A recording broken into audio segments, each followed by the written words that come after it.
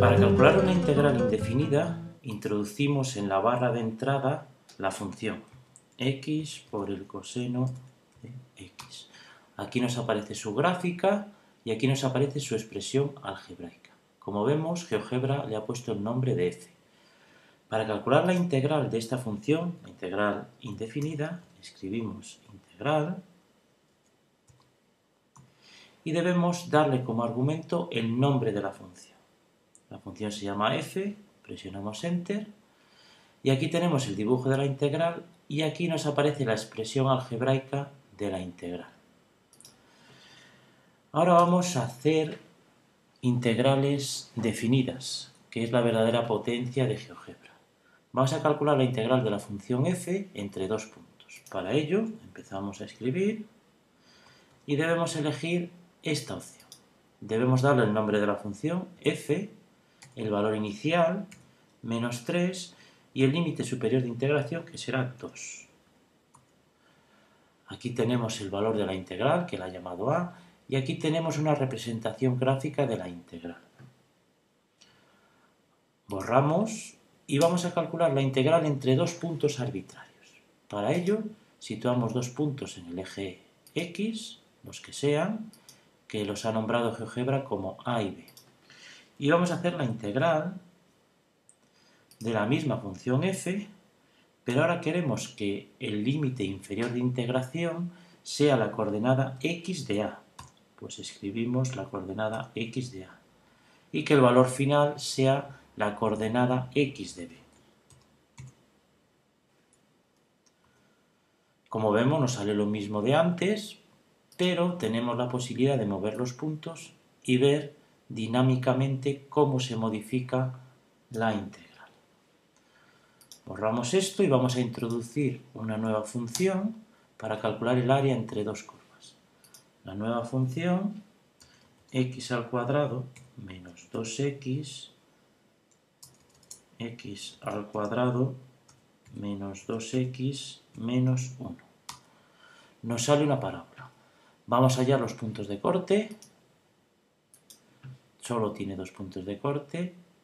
Aquí, con estas dos funciones, uno aquí y otro aquí, que los ha llamado a y b.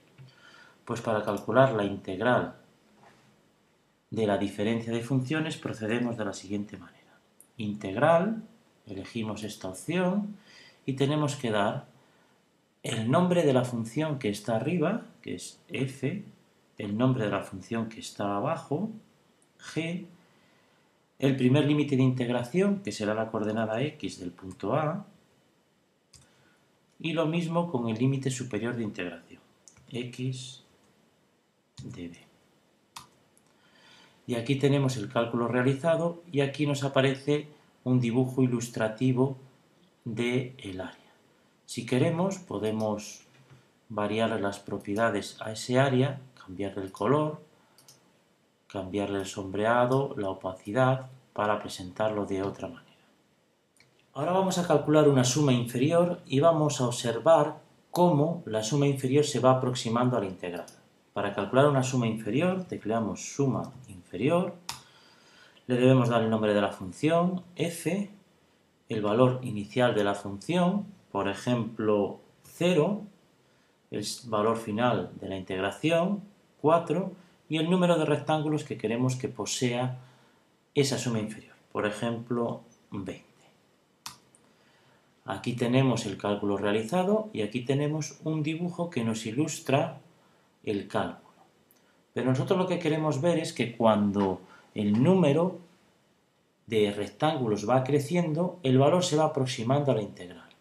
Para ello, vamos a borrar esto y vamos a introducir un parámetro que llamamos n, que medirá el número de rectángulos que queremos.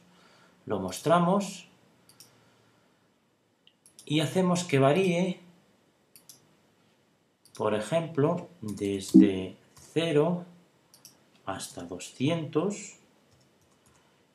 y que el incremento sea de 1 en 1. Volvemos a hacer nuestro cálculo, la suma inferior de la función f, entre 0 y 4 y con un número n de rectángulos. Como vemos, en el primer caso nos calcula un solo rectángulo y ahora vamos a ir variando n. Y observaremos cómo la suma inferior se va aproximando cada vez más al área. En teoría, cuando n tiende a infinito, los dos valores tienen que coincidir.